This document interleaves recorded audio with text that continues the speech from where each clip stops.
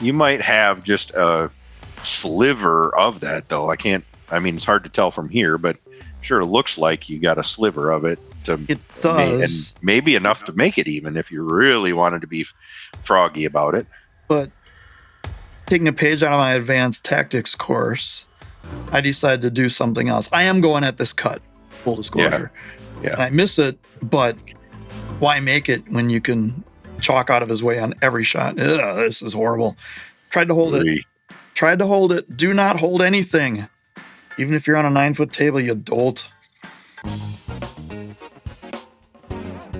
Hey friends, Adam and Trevor here. This is match number 3 in the 2025 International Open Semi-Pro 9-ball division. That's a lot to say. Trevor, welcome again. That is certainly a mouthful. I'm glad to be back again. Happy to watch these with you again for, a second time since I watched them live. But, spoiler alert, I might know the results of these as well. So. Me too. Yeah. Well, maybe. Well, maybe. I may have blacked out during one or more of them. Yeah. We'll talk about that upcoming, I'm sure. So yeah. For those of you who haven't seen it, I'm putting a playlist link up above to the International Open. This is round 3.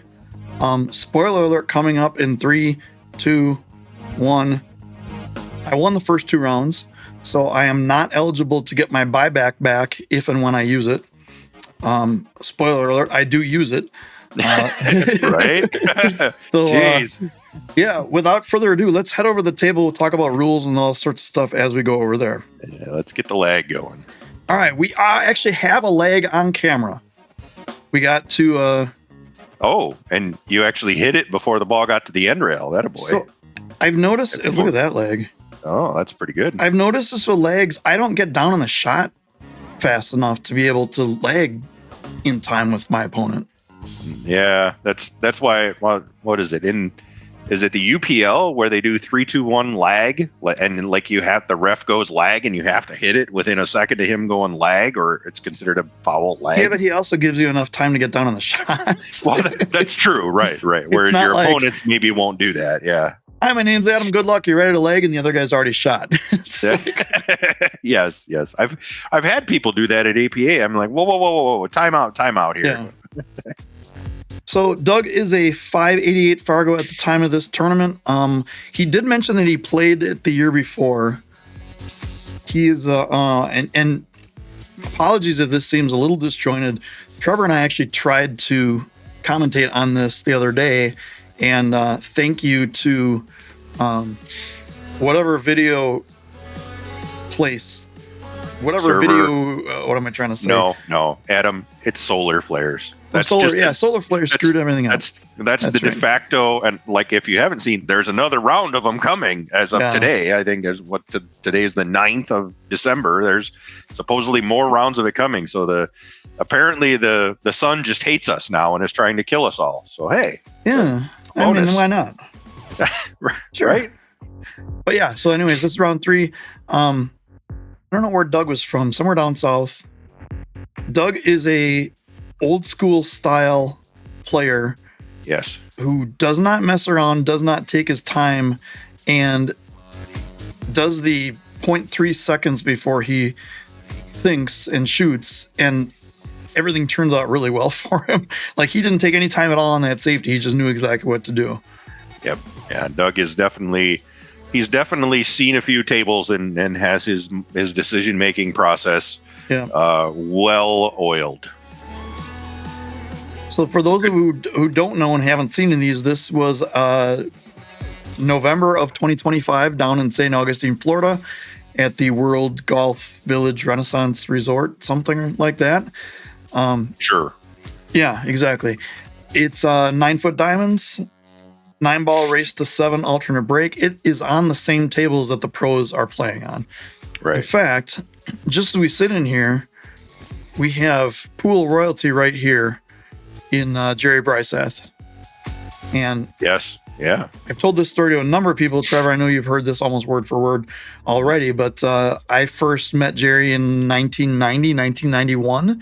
He was doing a clinic at Union South in Madison, and he first got me into understanding cool technique and stroke and things like that beyond just the hitting balls with sticks and things. And of course, and that's a botch safety. Nope, that's the wrong league. It's not the botch safety league. It's not the botch safety. Oops, yeah. Those of you who don't know what I'm talking about, check the playlist above for the BS league. The finals have been played. I will not spoil it in case you haven't seen it. But the last time I saw Jerry before this tournament was probably 1995, maybe 96, but probably 95. And it was cool to reconnect with him and talk to him. And that's a good safety. I didn't even have to do it this time. That is that advanced course stuff that you talk about, right, and exactly. The delayed safety. Yeah. Delayed safety, yeah. Delayed safety. But yeah, it was really cool to get back in touch with Jerry and talk to him. And I had a picture taken with him and Mark Wilson, and just like the pool fanboy in me just was all, and it wasn't even meeting a pro. It was meeting people call Jerry like the godfather of modern pool instruction. Yeah. I was going to say he really is. Ooh. You know. Swish. Oh, there you go. Perfect.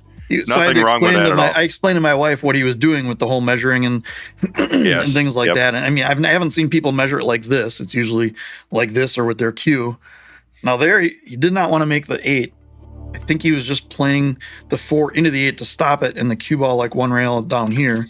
Get back to my straight lines here. But let's see. Yeah, now that we've had the table, now we have the whole tournament format and everything. The arena table's back here. You can see the arena and all this other stuff. So when you watch it on YouTube, it is not a separate room or even sectioned off. It's just right there. Yep. Yeah. So if you happen to be a really loud person, like there were a couple people in the tournament that were louder than others, the people on the arena table can hear it. There's no music playing. There's no nothing. It's just dead silence and the sound of pool halls and balls hitting balls and people swearing under their breaths and things like that. Now, at this point, I'm fully aware that Jerry is sitting right there on the corner, and he's not necessarily watching my table. I think he's going to watch a pro match over here, but right now he's looking dead at my table. So I had a little bit of, oh boy, Jerry's watching me. I better put on a good stroke performance for him, and do so by chucking that ball right into nothing. Right into Nowheresville, and but you can tell we're both struggling. I mean, it's the first game. This is what, round 3. This was 10 a.m. on the second day of the tournament. Yep. So early, well, not early morning, but 10 a.m. So early-ish, I guess, if you will. So I woke up, had a little bit of breakfast, which I normally don't do, but I can't play without eating. So I had some breakfast, and then headed down, warmed up for maybe an hour or so, and then we got this match kicked off. Yeah, that was a good shot, and as long as he isn't dead straight here, which I think he has maybe a little angle. I think he has a little angle. Yeah, I think he. Oh yeah, this is good. He can a little bit of upper left and just come out and just like like that. Yeah. Look at that perfect line. Beautiful. Has nothing to do with the fact that I drew it as the ball was moving. No, don't give away all your secrets. Yeah. Jeez. Here, I think he's just coming up. Yeah, here and same like that. Same sort of deal. And what is this, Adam? For those who haven't been watching, I've seen this shot once or twice before. I mentioned it in every one of my videos, and it just comes up.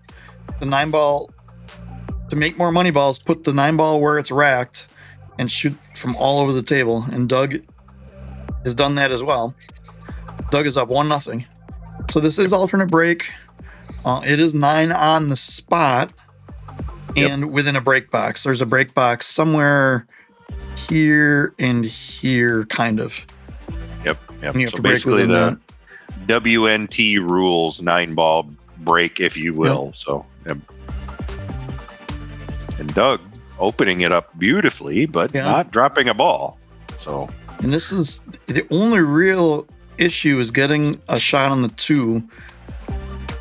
Because the cue ball is going to be coming this way, and I need to get it out without going behind the 6 and without going too far. So ideally, I'd want to be right in the middle of the 6 and 2, but I don't want to be bridging over the 6. Right. And it doesn't even look like I'm fouling. It looks like I'm stunning it back. Okay, I'm stunning it to the rail and back. Didn't really get enough. because the 2 does not go past here, and there was no real way to hold it to get back here. Yeah, that was one where you'd, if you wanted to be on a side of the line, it's actually kind of the other side of the line that you would have preferred to be on. Yeah.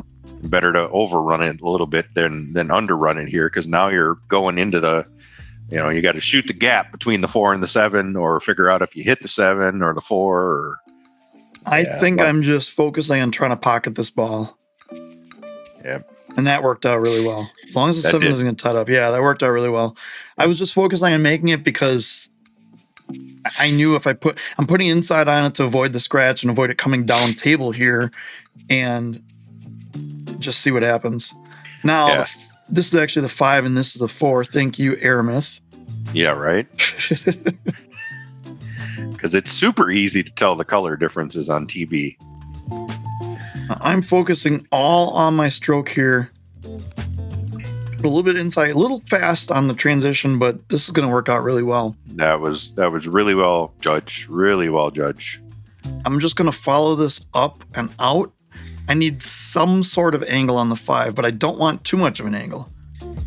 I'm looking over at what line I need on the 6. I need to be somewhere past that line. So the 7 doesn't come into play. So these, I don't like floating them right into position. I like coming into the rail and having a bounce off the rail into position. I agree. It's easier to control the speed, just like that. Yep, that's actually really good. Any further, and you and I have talked about this, I really prefer to be on this side of the ball, but I had no way to do it. If I'm here, it makes this shot really, really, really difficult. Really and that's only hard, 2 ball rotations over. Here I can just play a little bit low, maybe a tad of right, and just kind of bounce out this way. Yep.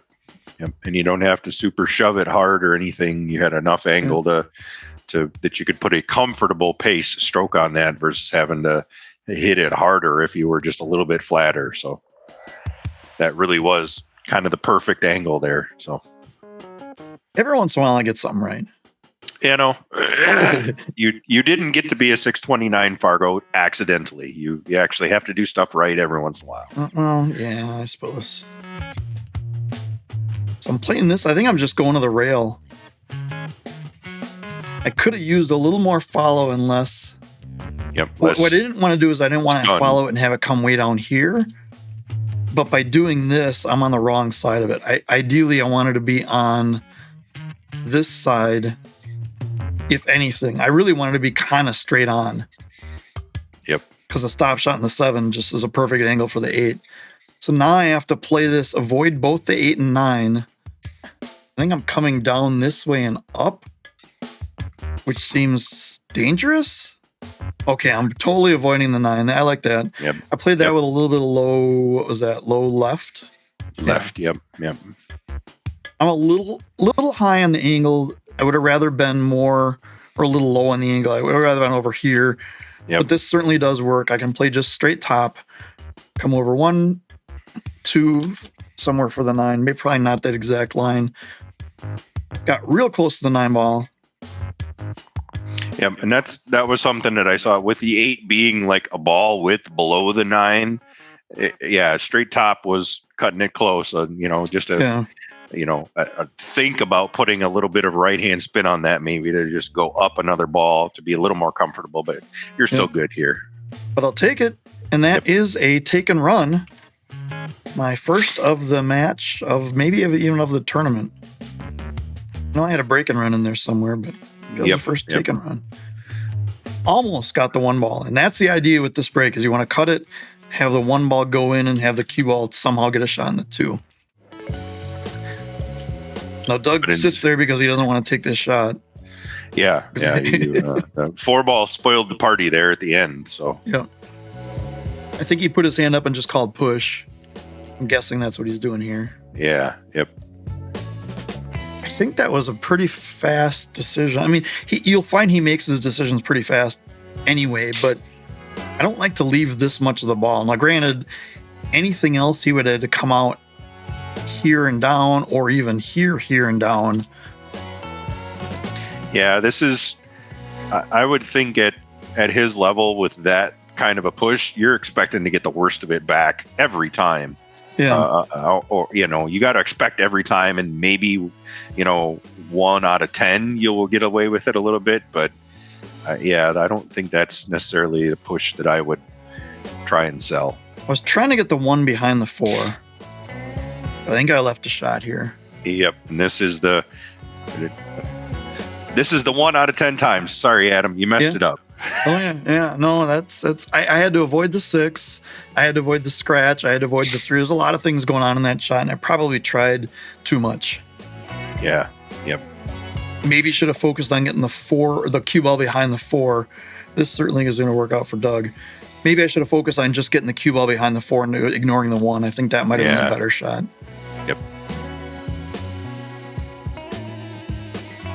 Here, I think this is just straight top. From 1 rail and up. Yep, not an easy reach, so he kind of 4-railed it into the corner there, but he got it done. Got it done, but because he hit it thick into the pocket, he's here instead of here. Right. He has to come back for the 4, and because he tried too much there. Yep. Now, does he leave me a... Never mind. No, I was going to say, does he leave you tree-topped over the 4? But not quite. Yeah, it is a lot, though. Yep. And the problem with this... I was going to say, this is a shot where you don't do too much. On a 9-foot table especially, you make this and leave yourself the distance on the 4. You don't try and get fancy and come around with high inside to try and keep it flat off that bottom rail or something. You make this and then deal with the 4. Take the cut on the 4 if you like the cut, and if you don't, you play safe. There's enough balls on the table. And other things, this is all ball fouls, so if I tap the 4 at all on the follow through. Yep. So I did just what you said, yeah. I had the left side of the ball there, which is the wrong side of the ball. Like you said, high inside would have been great to be able to try that, but I couldn't get to the right side of the ball. Yep. Big shout out to Jim over here. You saw him in either match 1 or 2, and we ended up next to each other a bunch of times in this tournament. It's funny because it's a 192 player field. There's 32 tables in the room, and we wound up next to each other a couple times. Yep. That was not great, but either way you miss that, it's possible to get safe. So I just went after it knowing if I miss it, there's a possibility I can get safe. And this isn't safe in that he can't see the ball or anything, but what do you do here? I think he's going to try to bring the cue ball 1 rail behind the 6, but he doesn't get anywhere near what he needs on that. Yeah, no, he left that out in the middle of the table quite a bit. Yeah. And nerves being high, this is a tough shot. Yeah, no, this is certainly no gimme on a 9-footer. Even with nerves not high, I mean, you're what, 1, 2, 3, 4, 5.5, 6 foot away, and the ball's 2.5 foot away from the pocket. Not a gimme at any point in time. I knew all I had to do was make it, and I have natural position on the 5, but making it requires it to go closer to the pocket than that. Yeah, you scared the inside point a little bit. Not the pocket, but you scared the inside point of the pocket. So he's getting his speed down pretty good. Yep. However, you might have just a sliver of that, though. It's hard to tell from here, but sure, it looks like you got a sliver of it. It does, and maybe enough to make it even if you really wanted to be froggy about it. But taking a page out of my advanced tactics course, I decided to do something else. I am going at this cut. Full disclosure. Yeah. And I miss it, but why make it when you can do this? Well, hey, that's perfect. Yeah. Everybody saw that from the back 2-railer. Doesn't really help because I don't really have a shot. Like you just said, you're asking too much for the cue ball. If you're going to make that shot, you can't expect to get position. And the question is, can I cut this and miss the 7? Because as we saw in match number 1, I think it was the 7 ball. I tried to cut a ball. Yes. Went off the rail, hit the 7 about this angle and just dead scratched. And do not want to do that. So I'm trying to... Okay, I don't even try it. I just try the safety, which in this case means just leaving a gap. But yeah, just leave him right in that window. That was, But, the 5 is almost, if not dead tight on that rail, it's close. Yeah. I mean, the bank is there, but yeah, I don't think you take the flyer at it. He doesn't, but he needs the cue ball to roll more, and it doesn't. So now I am on one of these shots that this shot came up a number of times in this tournament and is going on my list of things to work on for 2026. And I will do a video on that soon, depending on when this video is even out. I want to do it before the end of the year to have everyone kind of think about what they want to do for 2026. Mm-hmm. I hit it rough, but new cloth, new balls, and pocket speed. Yep. And that was teleported. I was gonna say you just teleported there. Wow. Yeah. And that was skill. That was a shot that you needed to hit at that speed. Like trying to hit that any harder is just suicide. I mean, there's no reason to. The 6 ball's right there. You just roll by it and it's perfect. So that's a difficult shot created and made more so by the table situation, and nothing you can do about it. You just have to be able to make that shot when it's required. I don't think I can miss the 9. I don't. Yeah, I wouldn't. I'm sure do wouldn't the shot try. that we talked about where I'm just going to draw it. Yep. Straight across and try to get up a little bit. Yep. I got a lot on that one. Yeah, and that's a shot I saw you play a lot in this tournament, enough to be eye-opening for me to be like, okay, that shot kind of gets you out of jail a lot more, a lot. So it's something that I am putting in my personal list of things to work on in Nice. 2026. It's Nice. and it's not a power shot, despite you getting a lot on it. It is a stroke shot. That's a shot where you just need to time it well. Because if you power through it, then that warp draws back 6 rails, and you don't need that. Yeah. Actually, if you power on it, you tend to get less draw. You get more stun, but you get less of that. So you get more where it comes across, but you get less of where it comes back up table. Okay. All right. So this is I've played this drill before. I think it's called the I don't want to shoot this drill. Yeah, this is the, oh my God, I have a wall of blockers everywhere and one ball out in the middle of Nowheresville that I don't want. Now, I consider myself decent at this shot. I'm going to play not really a max, but almost a max left spin into it and just come out down here. However, as Trevor knows, and hit that kind of rail and the ball at the same time, which is why it did what it did. I'm switching from Revo shafts to Jacoby, and I'm 3 days in, and I cannot make that shot yet. In fact, the first 100 balls that I hit of that shot, I can't even hit the ball yet. That's how much more deflection the Jacoby has on it. That's a story for another day. Yep. What do you do here? In fact, let me pause this. Yeah. Paused? Okay. We talked about this the first time I did the video, which no one saw, and it's deleted forever, gone from history. I can see just enough of this edge to move the 2 ball this way. Yep. I cannot hit it with any draw to cut the cue ball off. The cue ball is definitely going, not there. It's going up table somewhere. Right. My thought is, if I can play it, the 2 ball in this direction and play the cue ball, like up here somewhere. I'm giving a hit on the 2, but I'm not selling out the shot on the 2. I don't know if I like this at all. And I know you had another idea, and I can't remember what it was. I'm thinking that the likelihood of you getting the 2 ball past the 4 ball and the cue ball stopping up table, it's 0. Like you can't get enough of the 2 ball and get the cue ball to stop. So if you know the cue ball is chasing around up table and the 2 is going that direction, then play more rails with the cue ball. Hit it hard enough that the 2 ball does get past the 4 ball, and let the cue ball come back below the wall of balls in the center of the table there. And I think you have a better percentage of ending up safer that way. Yeah. And I'm in this. I had a lesson with Mark Wilson in August. Yes. And this is November. And one of the things we worked on was stop doing too much stuff with your safeties, because I'm trying to move 2 balls and all this other weird stuff with spin and everything. I think I got that in my head to just simplify it.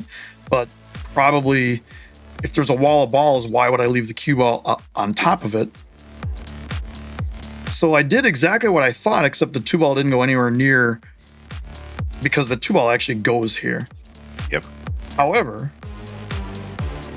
Doug takes half a second or so and just locks me up on this 4 ball.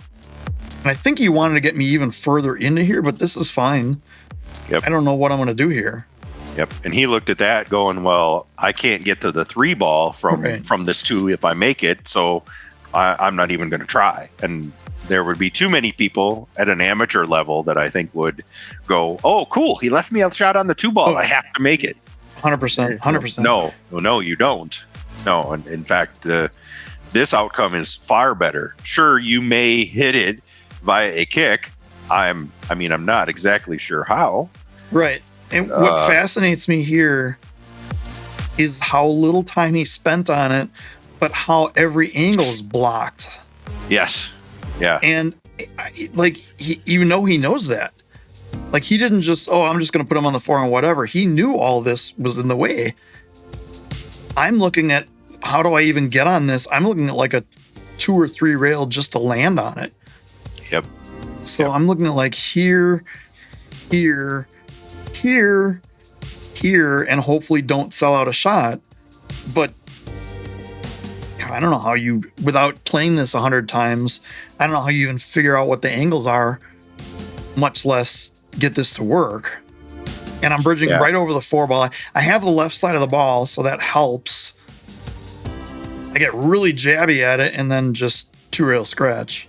Yeah, that was a hard hit no matter what. So but kudos to him for a good safe there. But the rack is still far from solved, because the 4 ball that you were locked up against is still tight-ish on that 8 ball. I mean, there are options, but it just requires a really good window on the 4 ball. Yeah, but negative points for me for not putting a good stroke on that and just fire away and jab at it.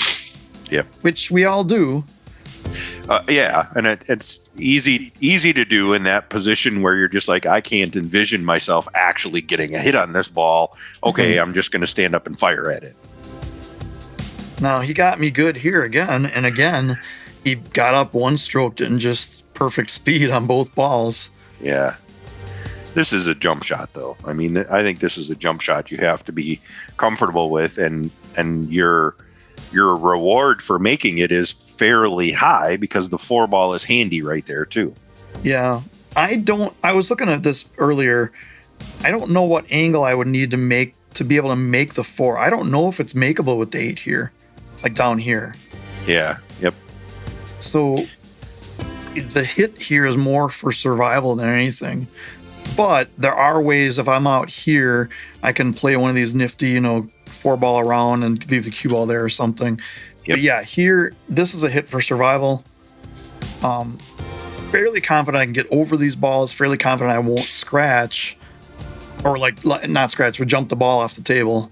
Mm-hmm. Got 5 people looking at me over here. Stop looking at me. So I hit on the wrong side of the ball. And instead of doing anything neat, I just completely sell out the 3. Yep. But again, if you pointed out, if the 4 really doesn't go, then selling out the 3 is okay. You bought Doug 1 more ball, but the rack is still not solved, still not runnable. Right, and I'm not on any fouls, so it's not like, Doug's going to probably play safe on the 4. Right. I think he tried to go into it there, but now for sure I'm going to be seeing the back of this 8 ball. Yeah, you're gonna. But I'm only on 1 foul, or no fouls. So no fouls. Yeah. Okay, I was going to say I thought he bumped it out too far, but this is okay. Yep, this is fine. This is fine. That'll do, donkey. All right. And unfortunately, this is the only camera angle we have. The cameras are up on the lights. So there's 2 tables back to back, and then the camera for this table points at this table, and the camera on this table points at that table. So there's only 1 camera angle. I am trying to just go one rail at it to hit it, but I have to play inside spin, and I think I had to draw this, which I did not do, and I just missed it. Just missed it. Yeah. This is not good, but his safety probably earned him a win in this rack. Yep. Yeah. That should is now earn him a win in this rack. Yeah, that is now at the point where, okay, this rack is open enough that he should. He does the thing that I do. 80%. Yeah. Even though I left him in the perfect spot for ball in hand, you feel when you get ball in hand, you have to move it because it's your right. Yes. And then if you don't move it, you end up screwing it up because I should have moved it. Yeah. Yes. Just that little mental thing you have to do there. Right. Now this isn't great, but I mean, he's fine, but you don't want to leave yourself on a rail, especially in a potential pressure situation. Yep. Although he was so laid back. Oh, jeez. Did not see that coming. Even though I've watched this video about 15 times. I mean, parts of it. I haven't watched the whole thing. Yeah, I think this is about where it died the last time we tried to record this. So yeah, we had a problem where it was just all stuttering and lagging. And I thought it was just one rack, but it turned out to be in the entire recording after that. So I have to kick at this, and I have to just hope. And hopefully I can leave the cue ball down here, and I can get the 6 to go like this. Yep. That's the hope. The plan. I need to kick this pretty full, and I kicked it on the wrong side of the ball. And no, I did not scratch, but 6 is playable. The 7's even closer to a pocket. So yep. Not a dead sellout, but it still is it's a pretty good position. Yeah. And I'm not going to put kicking on my 2026 list of things to work on because it's on my permanent 100% every day of the week thing to work on for every year for the rest of my life. And if you do not agree that you need to work on both your kicking and safeties, you are lying to yourself. Not you, Trevor, but you as in people. Yeah. The people watching. Yes, absolutely. Unless your name is, it doesn't matter who your name is. They're all working on their kicks and safeties. They're all working on it. Yeah. That's. And there was a time in pool where that hit on the 6 would have been a good shot, but pool has evolved to the point where guys are aiming for specific spots on the kick to do kind of like I said. You hit on one side and it goes one way, and just things I have to work on. So and it's not even it used to be. Well, at my level, perhaps it's you can pick a hemisphere of the ball, whether you want to hit it on the left half or the right half. That's usually good enough. Which is what I need. Where you're at and where you're going, you need to be starting to pick a quarter of the ball, whether you want to hit it 3/4 full or a quarter full on either side. Yeah. That's so you have your work cut out for you, but I bet you'll get there at some point. I like your chances. So I don't know what his plan was. If he was trying to make the 6 or get the cue ball underneath the 3 and 9. It's really hard to tell when he's just going at something and when he has a plan because his stroke looks the same on both. Yes. Yeah. He doesn't. Not a guy that takes a bunch of warm-up strokes and feathers or anything. He kind of one strokes everything. Natural angle of this shot is kind of like this. Top with... Doesn't look like I'm doing top. What am I doing? No. Looks like you're... Just middle ball? A little low, maybe. And almost... No. Could have gotten him behind that. Would have had good on the 2. The 3 I don't think goes. It's hard to tell if this goes down here. Yeah, not entirely sure from this camera angle. If it doesn't, I mean, obviously it goes up table. Yeah, but trying to get from here to the down, below it is not something you want to do. So he's just taking the angle on it. I don't know what he's doing here. If the 3 doesn't go, do you carom the 9? I mean, it's right there handy, and it's a pretty repeatable angle. No, you don't. He's trying to hide you behind the 7 ball. This is pretty good. I think it's near frozen on the 5 to where it does not go here. It could go here, but it almost looks like it's really hard to tell from this camera angle, but it almost looks like it's like going into almost the chalk. if I'm looking at this, I do not have the ball. Yeah. Here's my stalling tactic. Let's move the template to try to figure out what I'm doing. I just don't like it on the table at all. So you get the jump cue. So it is not a. Okay, you don't have the ball. I was going to say if you had the right hand side of it, could you hit that on the right hand side and then come back 3 rails to basically right where you are? Yeah. Yep. Yeah. And I think that's still the play. I think the play is to hit off the right side of the ball. Of course, when you're jumping, you just don't have as much control. Right. Yep. Now, I don't know if I am doing the sidearm jump. Okay, this is something I've been working on. I hit it. Cut it a little thick. Yeah, a little bit thick, but get in the way. Oh yeah, you're going to get a roll. There you go. This is hard to cut, and even if the 5 wasn't in the way, this is hard to get. Yeah. I don't think he can leave me be. I don't think he has this safe. He doesn't have that safe either because he's double kissing if he does that. I mean, he can try and get the 3 back there, maybe. Yeah. Or he could do this. There you go. Yep. I'm sure that's exactly what he was planning. That was entirely planned. Yeah. No, he was playing the cue ball behind the 6 100%. He didn't care what happened to anything else, but he just happened to get me perfectly snookered. I don't even have a side of this ball. I can't hit one side. It's almost like too far. So I'm kicking at this, and my one rail kicks. This is something I'm going to do a video on. I have an idea for like a randomized kicking drill type thing. Okay. Because I need it. Because I've had that kick in a number of matches, and I've come up short or long, and that's or close. That's those one rail kicks. That was a little careless there, Doug. It's all about fouls, so that would have been a foul right there. Yes, it would have. Reminds me of the first time we played summer league in Waukesha, and my wife joined the team, and she had ball in hand. She was still in her boot from her foot problems, maybe even broken foot surgery or whatever. And she puts the ball out on the table, and they super fast felt, and it just started rolling towards everything. And she like dove for it, and everyone gasped, and she got it in time. But okay, it didn't look like it was going in for a second, but yeah, he caught it a little thicker than he wanted to, but even as most players, if they need the bridge, they hem and haw, and they try to reach it as much as they can, and then they give in and go, fine, I'll use the bridge.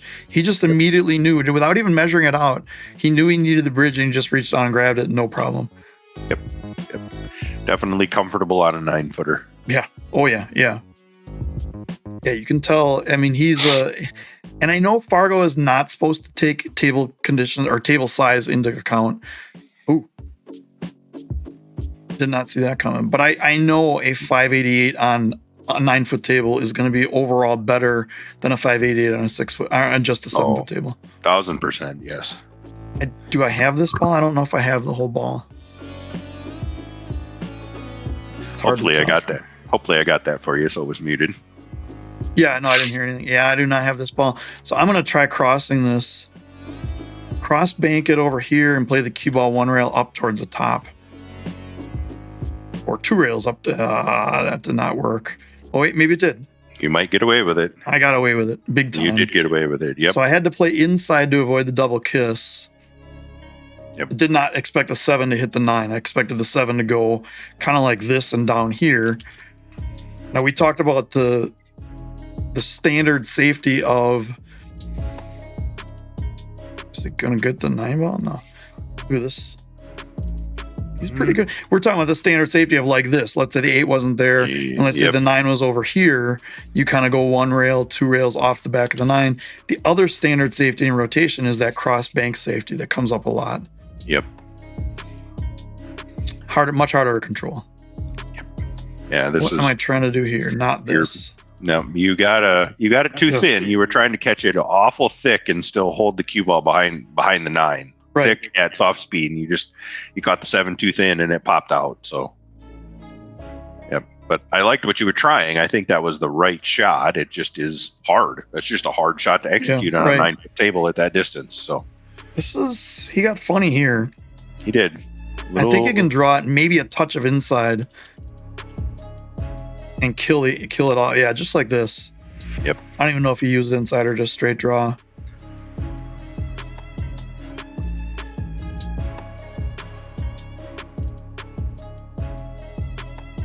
Yeah, Doug did not talk much. He was like stone cold in the match.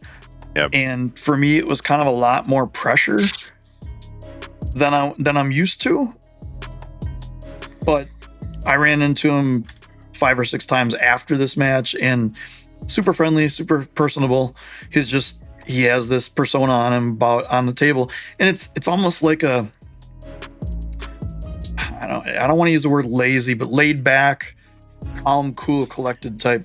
Right. Nothing seems to phase him. A lot of players, they speed up if they're nervous or whatever, but he's just stayed the same speed the whole time. He reminded me of Kenny Angachi from Varsity Club tournaments. Kenny does that a lot. Yes, absolutely. And that's totally common. Yep. Yeah, and that's a pretty powerful thing, because both for yourself, in that it helps keep you in a good mental state, and then it also can mess with your opponent a little bit too. If the opponent doesn't see you panicking when things don't go right or don't go well, and just then they're like, well, geez, is this guy ever going to get flustered, or is he just gonna keep coming at me? And then I think the new cloth got me there, because it didn't grab as much. I was trying to go like I drew right into the 5. Right into. Didn't want to discount what you're saying, because you're absolutely right. The mental game is how your opponent handles things too. But I can play this with top left. Yep. 1 rail into the 3, make 3 come around 2 rails for the 4 perfectly. Yep. Just like I dialed it up. Just like you've done it before. Wow. Yeah, but it never works out that well. And you should still be able to hit this with stun to pull it off of the 7, so you're not catching the 7 going into the rail, and that'll put you in really good shape for the 5 ball. You'll notice I moved the chalk over.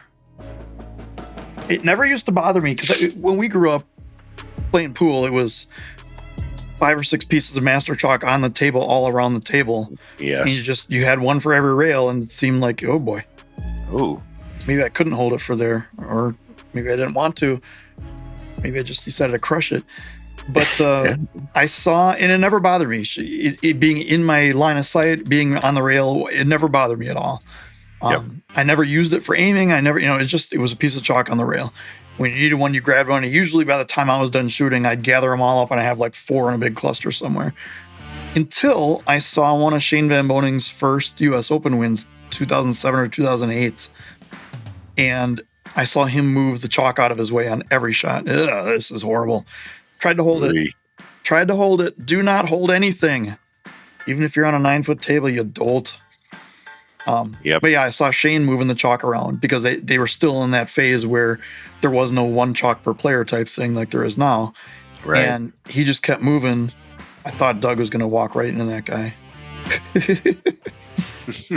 So Doug just played safe there. He tried to get both balls behind here. Yep. But once I saw Shane do it, I was like, oh, I wonder why he did that. And then the next time I shot, I realized the chalk was on my line of sight, and I aimed the ball right towards it instead of aiming the ball in the pocket. So from that moment on, now I have to move things out of my way, otherwise it bothers me. Thanks, Shane. Yep. Appreciate it. Ooh. Yeah. And again, that was not a give me shot. Those are shots that on a 9-footer are, your make percentage on them goes down noticeably. It really does. And that's the one shot that I'm adding to my list for next year is, like, I like hitting it not exactly like he just did. I like hitting it like that with stun or draw and forceful. I don't even want to call them slow roll, just the rolling natural ball hits or top with shots just slightly off center are problems for me right now. Yeah. Just not as comfortable with them as you'd like to be. Mm-hmm. This is a pretty natural pattern. You don't want to don't get dead flat on the 7. This is one where dead flat on the 7 on a 7-footer, fine. You can make it, deal whatever. On a 9-footer, you get dead flat on the 7, and you got to play that 8 ball down the rail from 6 foot away. Oh, that's a little no-no. Yeah. You want to actually leave yourself a fair bit of angle so that you're closer to the 8 ball. Now here, I like playing these with follow and right spin. I don't know what I'm doing here. What am I doing? Like you were originally going to just maybe stun one rail out a little bit. Yeah, but stun takes it this way. Yeah, that's... I don't know what I'm doing. Now, another thing that's going to be on my list is working on my follow shots. So a lot of times I think I'm following and I'm hitting stun forward mostly. I don't know what I'm doing here. Am I playing on the right side of the cue ball? Oh, I am. Okay. That shot right now I cannot make with the Jacoby reliably. Yeah. Yep. It's I'm missing it. I'm overcutting it. Sometimes I don't even hit the ball depending on speed. Here I think I got straight enough. I'm just going to stop it. Yes. Yep. And I actually overcut it or undercut it. Undercut it. Yeah, you hit it into the pocket facing, just dead. So, yep. But I didn't want to try to stun out and try to force it and get the cue ball out because we've all done that. We've all missed that shot. Yeah, stop there at pocket speed as well. Not you don't fire that into the pocket because again, going down the rails like that pocket will spit that out. So I decided to try the head-on break because nothing was working, and I will not be trying the head-on break anymore. In this that also didn't work. That also didn't work. There's a lot of breaks and we saw when I played round 1 against Jeff. Again, check that playlist, or maybe I'll put a link to that. He tried his last break on the rail, hand on the rail back here, just dead on, and it didn't work either. Yeah.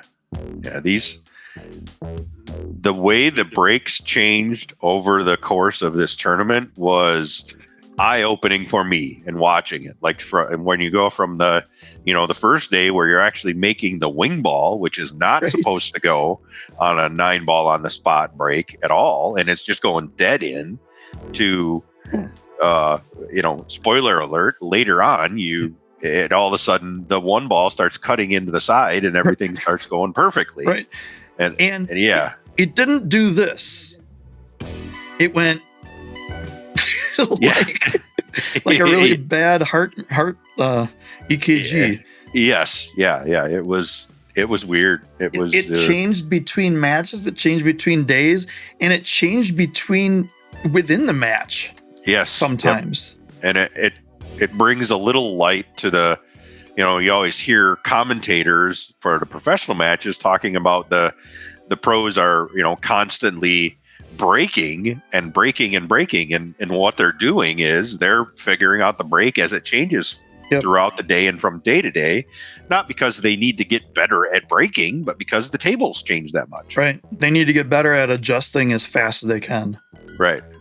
Because at the pro level, breaking dry can be more than one game. Yes. Yeah. And especially with alternate break, you break dry and the guy runs out and then he runs out his rack. That's 2 games. Yep.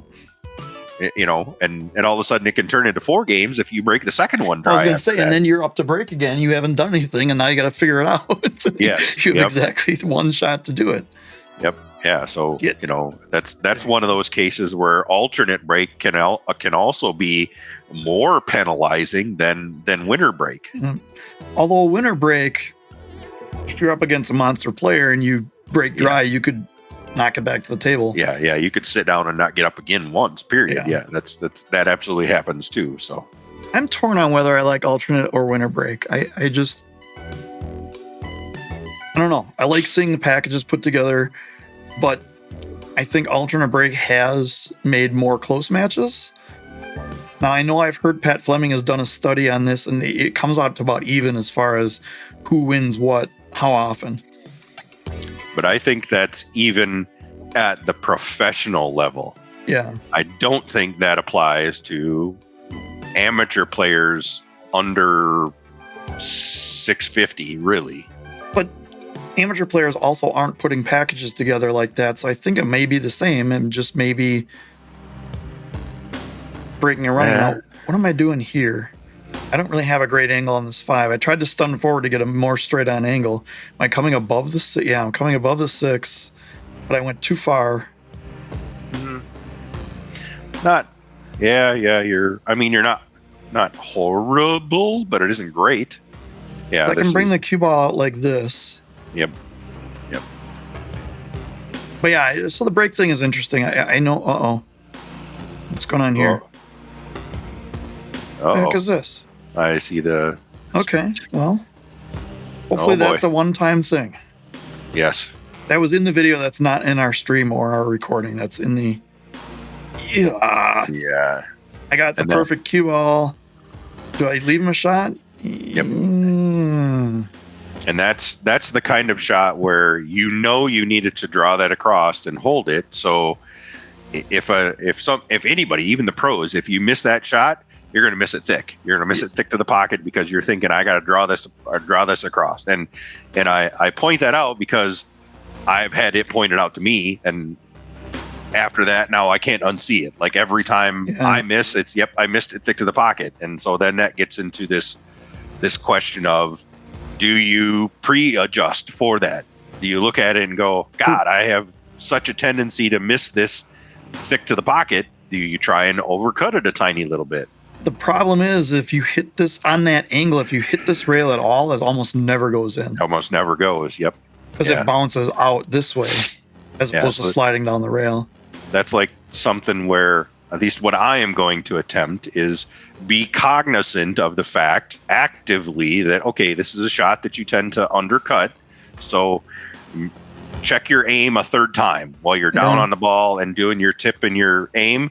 Check it a third time and make sure that you're not hitting it thick. Yep. Right. Yeah. Right. Pool is a dumb game. We've had this discussion before. Yeah, it is. But it needs to be said more, I think.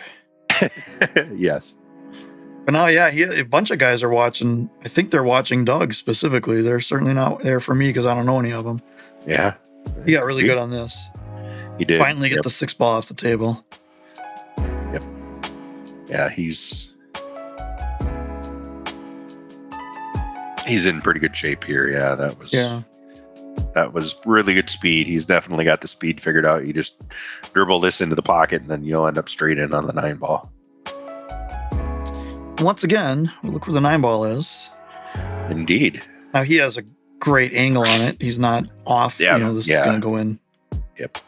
Every time. But so Doug is up again, 4-3, and breaking. And he hasn't figured out the break either. No. This is absolutely like I'm trying to think of. Have you had a take and run? But I don't think there has been a break and run in this match. No, definitely not. No, and I don't know I don't know what this is, game 8, so you've each broken 3 times and dug a 4th, perhaps. I would say less than 50% make percentage on the break. Yep. Which is a good way to start. Get. I think I'm really straight on this. Yep. And you're going to be on the rail too. On the rail, pretty straight. And 2.5 feet away. Yeah. It's like I'm doing something with the cue ball other than just floating it in, though. I'm spiking down on it a little bit. So I had a little bit of angle, but not enough to do. I couldn't really put side spin on that because that makes that ball way missable. You overcut that a lot into this rail if you try to put outside spin on it. So how often are you banking this from here? I don't think this is on. No, I never. Was the answer I was looking for. Yeah. Yet, despite never, there's a lot of times you would see it done. Like if you sit and watch sets of 9 ball, whatever. There's a lot of guys that would absolutely try and stiff that bank and say, I can make this. Never. Total deceleration on that stroke. I was trying to get the cue ball all the way back here and the 3 ball down in the middle.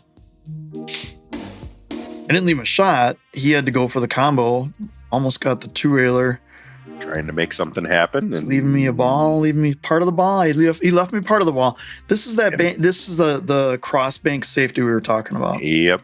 So I can see enough to see the right side of this ball.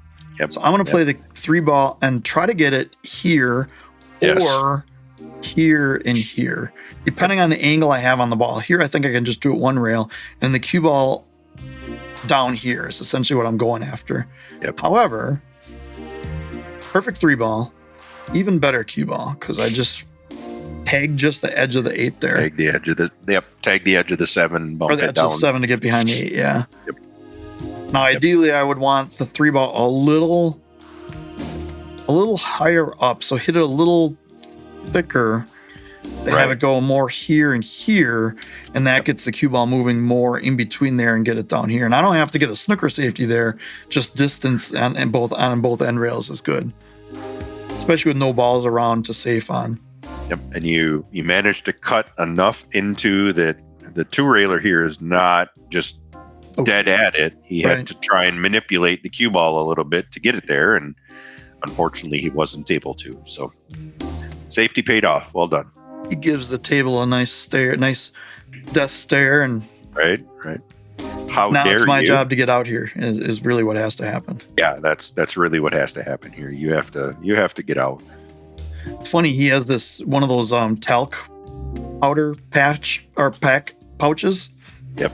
And I could tell where he was on every table throughout the tournaments. Yes, like, oh look, Doug was here. And on the first, no, actually, this is pretty good. Yep, this is okay. It rolled right into the better angle. I would have liked to flatten that out a little bit more. Yep. And have the cue ball out here more, because then I have a little more manipulation on the angle. Yeah, a little this more is room. Okay, this is almost a stop shot. Yeah, I would think so. Yeah, because this is connected 4, 5, 6. You know. Yep. It's a little bit like that shot we were talking about, where it's just kind of bring it out this way. Yep. 6, and then you want to, stay there. You know, roll forward for the 7 ball, 1 rail and out, 8 ball in the side, and then, you know, depending on whatever angle you decide to pick for the 8 ball, you come across the table and you got the 9. So let's see if your execution holds. Okay. I needed to fire that one. I have more angle than I thought. I needed to fire that one on the rail more. Yep. Which is fine, because I got good on this. This one, I think I can follow just straight down and up. Yep. Yeah. And don't. Too many people, you're queuing low. You're going to cut across it. I'm coming this way. Yep. Which is okay. I mean, that's not terrible. Being in line with the 8 was going to be bad. Yeah. This isn't awful, but I don't love it. I would have much liked better, be here or here. Yeah. Yep. I'm trying to come 2 rails out of this corner and back out. And because of that, I overcut it just a hair and couldn't have held it anyway. Right. Yep. Didn't get it stopped for the 8 ball. So this is not a good way to win a game. This is unfortunately not the delayed safety that I've perfected. Perfected otherwise. Yeah. Yep. Yeah. I would have to say that was a non-optimal positional play from the 6 to the 7. We'll put it that way. Yep. That was not the proper way to get from the 6 to the 7 there. Now I do default to stunning over follow. Yes. Just my personal style. And I've noticed that. Wrong with it. Fetter and Filler would agree that stunning over following is probably better. I think I'm taking a break right now, so after the break, I'm down 5-3. Yet the first thing you mentioned when looking at the shot was the follow. Right. It's funny how that works. So mentally, in your head, you recognize it, but when you're at the table, your personal feel is to stun it a little more. Now, there is a possibility that the angle on the table here he goes with the wall. Look at this. Oh boy, you're not gonna like that. Yeah. No, there is a possibility that at the table it was maybe cue ball was going right into the 7, which I knew I had to do it, but I can't decel as much as I have. This is a really, really, really, really not fun, easy cut. I'm trying to do this. Yes. And hit the top side of this ball so the 1 ball goes this way and the cue ball continues down that way. Yep. However, this is not even easy to hit it at all. And you see how weird it came off that second rail? It did. Or off the first rail even. It came off weird. First rail, yeah. You got into the second rail too high. You didn't go into the corner enough, so So I needed either slower speed, which I couldn't really afford because I had to get separation, or more spin. Maybe the 7-ball was just in the way. Maybe I had to masse a little bit around or something, but yeah. This is okay. Yep, that's going to be okay. It's going to sneak by the 7. Which one's the 4-ball? Let's play a game called Which One's the 4-ball? I'm going to say it's the one in the bottom left. I'm going to say it's whatever he gets a leave on. Yeah. Bottom left it is. Yep. I mean, they really do. And I'm sitting in front of I have a 28-inch monitor full screen, and you have a giant 4-foot monitor full screen, probably. Yeah. And it's the color difference is negligible. And it's not that I have a garbage monitor. Right. He got rough on this one. He needs to pull this back either above the 8 or this is interesting. Yep. And he did not even get where he needed to on the 6. Oh. Now, he didn't leave me a great leave here. This is almost the exact shot that I hit 100 times the other night with the Jacoby. Yeah, and half the times I didn't even hit the ball. Here I'm putting max right on it, and I want to get into it enough so that it spins out and back this way. Or at least with a slippery felt, maybe down here. Yep. Depends on the situations. And we talked about this in one of the matches. It is brand new felt, brand new balls. I actually hit it too good there, but I'll take this. You're going to get out of it. Yep. It was humid because it's Florida. Right. So it was slippery pool balls and slippery cloth, but the rails, they played what they call wet. So it played more bouncy and more sticky. And it was almost like the perfect conditions for me. Right. Except for the shots I missed. Then the table is the problem. Right. Because the rails would actually take that spin, and you would get the like normally you would say on a slick table, you wouldn't be able to back stuff or hold stuff up with inside spin, and where in this kind of a condition you actually can. But on the other hand, balls still slid in the pockets, but they also bounced off the rails. Right. That was pretty slick. That was well executed. Yeah, they bounced off the rails, but they didn't slide off the rails. Like if you just wax the cue ball, wax the balls, and you try to do a follow shot with inside, it just goes the other way. Right. Am I playing this in the corner? I sure am. We talked about that one too.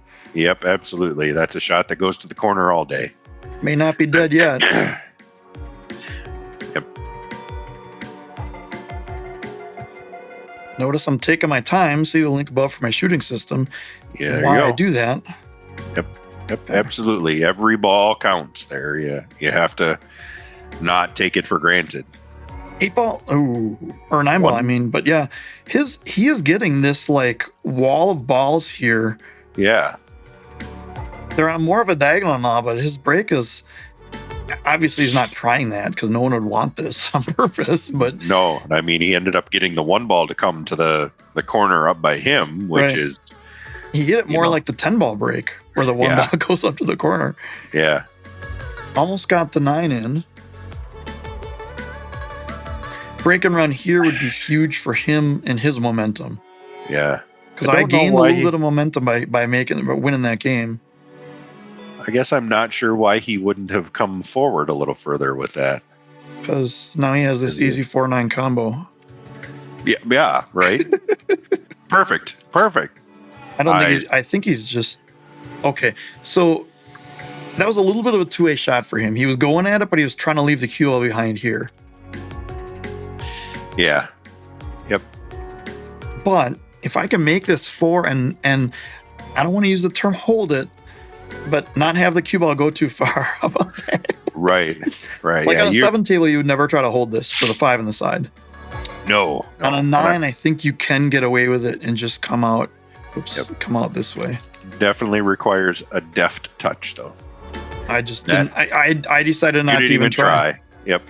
Which I like the decision. I don't like the execution. Yep. Yeah, that needed to not hit the 6 ball. Now here, I'm trying to play the cue ball up here and out with inside, which makes the 5 ball very, very, very missable. Very missable from off the rail here. Absolutely. example A. Exhibit A. Yeah. Yeah. Got good on the leave to the 6 because I need to get somewhere on the 7. I don't know if the 7 goes up here, but I need to get somewhere good on the 6 where I can play the 7, either make it or play a good safety. And this was the ideal, that's the ideal position for it. Absolutely. Yep. Here he cuts it, come across the table above the 8. No. Why don't you do this instead? Oh. Solve the 6 and the 7 problem in the same shot. That works too. That works too. Now, is this the 3 rail around? Is it too risky to try to shoot the gap between the 8 and 9 or above the 8? I think you gotta. Boy. I think you go back and forth again. Okay, yep. I see what he tried to do. He tried to get it back down here. Yep, and you notice that he had some right-hand top on that, and it jumped off the rail and then slowed down about a foot off of the rail. Yep. And that's that top catching because it hadn't wore off by the time it got to the object ball and back into the rail. He's just so good at yeah. There's no way he looked at this angle. There's no way he knew this was on. Nope. And I'm to the point where I'm like, what the hell do I even do here? And I just told myself, 1 rail, cut it in, run out, and go on to win this match. Just do it. There you go. And I mean, it seems easy. It seems the hit should be easier here than a lot of the cuts where the balls or the kicks where the ball's in the middle of the table. Right. I should be able to get a hit on this. And I'm just like, I'm going at the 1 rail kick and making it in the upper right. Yep. That's what I'm going at. And boy. I would have been almost okay. There was a chance I could have gotten behind the 8 if I wouldn't hit the point. If that wouldn't hit the point. Yep. But I wasn't really worried about that. I was just trying to make it. You're trying to make it, absolutely. Instead, I sold out the shot. But now I think he wanted that to take some right-hand spin off of that rail to come back closer to center table, and it didn't. You can tell he's a little bit frustrated by it. Yeah, he's kind of a little head nod there. So I think he was worried. He had the shot kind of similar where he scratched in the side, and he had another one where he got really close to scratching in the side. And I think he was worried about that. Like, whatever you do, don't scratch in the side to yourself. Yeah. And because you say that to yourself, you do this. Yep. Now he's lining it up down here. Yep. Any cue ball almost anywhere down table should be able to get a shot in the end, and he just drills it. Drill it. Gets about his worst cue ball position as he could, but still having a shot in the 9. But yeah, he should be good here. Yeah, 9's a foot and a half away from the side pocket. That's even on the rail. You like his chances for this. He's definitely a favorite. And notice all of a sudden now he's taking more time. Yeah, he did take a little bit more time on that. But he is on the hill. It is 6-4. I think I am breaking. I still haven't figured out the break. I'm switching sides. I'm doing different things with the hit. Yep. And I finally figured it out. You got the 1 ball to run directly into the side, and the 2 ball even went to the corner, and you have position on a 3. And everything's open. The 6 goes. Yep. I think this is the 4. So the 3 to the 4 is pretty natural. 3 to 4 is natural. Kind of float down here. 4, if 5. I could get straight on to it, that would be the ideal situation. But I don't want to hit it too hard and get behind it, like under here. Yeah, I would say the 4 to the 5 is a key transition because you need to be able to get back to the 6. Yeah. And you get good on the 6, and the 7, 8, 9 is very doable, we should say. I mean, the 8 ball is one of those things where you just make it. You make it from there, and if you got a flat angle and can draw it back a tiny bit, again, you're middle of the table, and your 8 or 9 ball is on the spot. So this I'm doing high inside, which is right spin here. Yep. If you have a circle and you put a dot on it, it's right there. Yes. I had people ask me about that. Don't hit the 6. Don't hit the 6. Okay. Good here. This is just straight draw. Straight draw. A little bit of left to come off the rail and out, but not much. I have had people ask me, why don't you put a cue ball with the red dot on it? And it's I need to maybe make a separate video on that, but it does not help as much as people think. I think clock face is probably a better reference than cue ball with the dot, because the problem with the cue ball with the dot, and we've talked about it, is the distance from center. There is a difference between hitting 230 a tip out and 230 a full full miscue limit out, and speed of your stroke. As I'm finding out now, equipment, type of shaft, type of tip matters. Yep.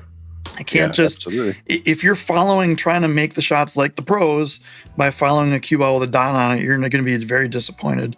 Yes. Now, this is, you were a little conservative there. I would have liked to see you put a little more inside spin, knowing the rails would take it here. Yeah.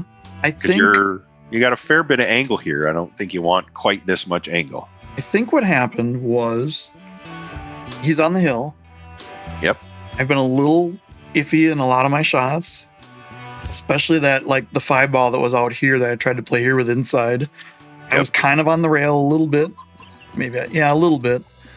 And I just wanted to be more, like you said, more conservative. But I think it was a conscious choice to do it, and not because I didn't want to risk missing the shot, because I know if at any point if I miss here, I'm done. Yeah. Yep. However, this is a weird angle because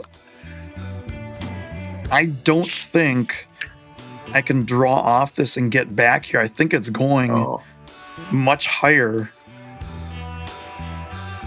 Although now that I look at this, it looks like it should be okay. Yeah, I mean, it looks like it's flat enough to draw out of there, but that also has a lot of opportunity if you don't put a really crisp stroke on it, that you end up behind the 9 ball. Behind the 9 ball or too far. This side pocket actually does come into play. Yep. So I think because of that, I'm opting for the follow with eye left. Yep. But I don't hate it. Honestly, I don't hate that from here. It makes, like you just said, it makes this shot visible. Oh, you know what? I am drawing it. You are going to draw. Okay. You were. No, it looks like I am drawing it. So still are. Okay. I need to worry about not decelerating. And because I worry about not decelerating, I crushed the absolute bejesus out of it. Yeah. Overhit it a little bit. Yep. And what do you do here? I think the bank is you bank it high right and try and come around through your rails with the cue ball. Get somewhere on the 9 ball mid table. Yeah. I think you have to. I mean, there's no decent safe. The safe is to try to play it here, and here, but I have in my mind Danny DiLiberto saying you don't want to lose with a phony safety. So if you're going to have a hard shot or a hard shot, take the hard shot. Yep. And I drill it and then hit it. Just like, this isn't what I mean when I say put the 9 ball on the spot and shoot it from all over the table. Yeah. Shooting it from 4 inches away isn't what you intended. With the bridge on a 9 foot, with the pressure on, knowing if I miss, this is the match. Yep.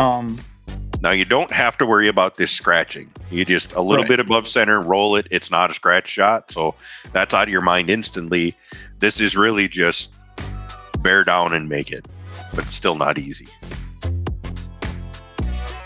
And I chucked it right into the rail. Yeah. I did get a good cue ball. You did. But, I mean, the cue ball was always just going to travel that way. I just made sure I hit it hard enough to come up table. Yep.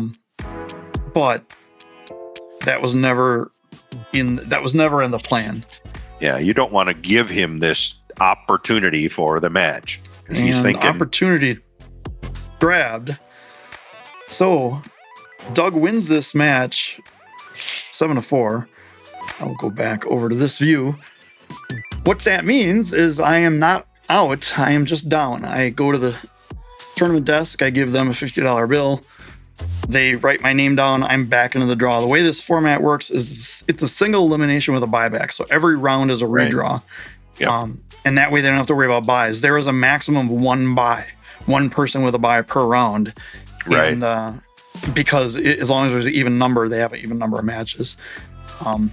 This was round 3, so I still had, was it round 3? Yeah, round 3. Yep. I cannot get, the cool part about this tournament is $125 entry fee, $25 registration fee that they keep, which is fine with me for everything that they've done for this tournament. Was well worth it. And then a $50 buyback. If you go 2 and out in this tournament, they give you your $50 back, and you just can wander around and watch all the pros play and wallow in your sorrows and things like that. I think that's a pretty cool thing to do. Yeah, and they may get rid of that because it filled with a waiting list. Now, granted, it did fill, and there were like 15 or 20 no-shows, at least for the first round. But it did fill, and it was 192 places paid. So I don't know if they're going to increase the amount of players because the room was pretty full with all the pro tournaments going on as well. Yeah, and with the no-show thing, there's been a lot of talk of that from a lot of tournament directors in Wisconsin even. And, I mean, this is a semi-professional event in Florida alongside the pros, and still they end up with 15 or 20 no-shows. Right. I don't mind tournaments that are bigger like that going, hey, you pay up front. It's 100% pay up front. Yeah. Yep. And if you no show, you lose your money. And it filled at least 2 months before, might have been 3 months before, where the whole thing was completely full. You couldn't go online, and you actually, in order to register for it, you had to buy. You essentially go to a site, hit checkout, and pay for it. Yep. So if you forfeit, unless there's extreme circumstances. Now, Pat Fleming's a cool guy. I got to talk to him a little bit. I'm sure he would understand, like, a death in the family or whatever, injury or, whatever. Right. Speaking of injury, one of the rounds coming up, I played a guy in a boot, and that was interesting. So we'll do that. But anyway, for this video, this is over. I am on the I'm not really one loss side, but I am without a buyback. Right. And so now you got your last bullet in the chamber, as they say. Got my last bullet in the chamber, waiting my next round to see what happens. And that one's going to be interesting. We will see you for that one. Until then, make sure you do the likes and thumbs up and subscribe and bells and sharing and all this stuff you can do in YouTube. There may be I don't even know, so I won't say it, but we'll talk about that later at some point. Okay. But Trevor, thank you for those of you who have no idea what I'm talking about. YouTube has what they call a super thanks option where you can send money. And I'm not really one to ever ask for money.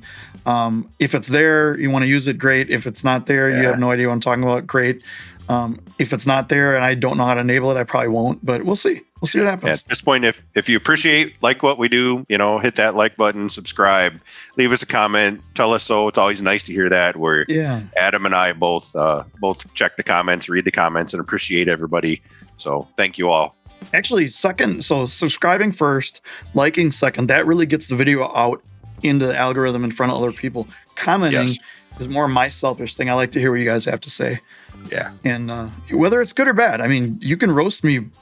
I'm open to it. I have, there was one guy specifically, he's like, you're not a 629 Fargo, blah, blah, blah, blah, blah. And it's like, the way I shot there, no. But overall, sure. It just depends. We'll see what happens as these matches come on. So until next time, we will see you soon. Have a good one, everyone. Thanks everybody.